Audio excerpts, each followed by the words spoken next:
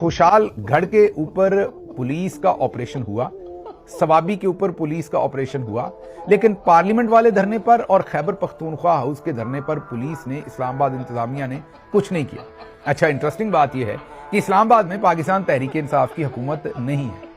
खैबर पख्तूनख्वा में पाकिस्तान तहरीक इंसाफ की हुकूमत है और वहां की पुलिस पाकिस्तान तहरीक इंसाफ की हुकूमत के नीचे है। लेकिन पाकिस्तान तहरीक इंसाफ की क़यादत ने और अनफॉर्चुनेटली जो फैमिली थी उन्होंने भी कोई हतमी किस्म की वहां से कॉल नहीं दी।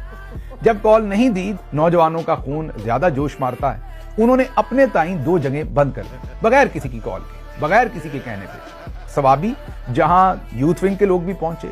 अहमद खान नियाजी के साथी भी पहुंचे और वो भी पहुंचे, साथ बाद में ISF के लोग भी पहुंचे। खुशालगढ़ के अंदर भी इसी तरीके से वहां भी यूथ विंग और दूसरे लोगों ने जाकर, और सेनेटर खुरम ज़ीशान को अगर हम क्रेडिट नहीं देंगे तो बहुत ज्यादती होगी, तो इन लोगों ने खुद से जाकर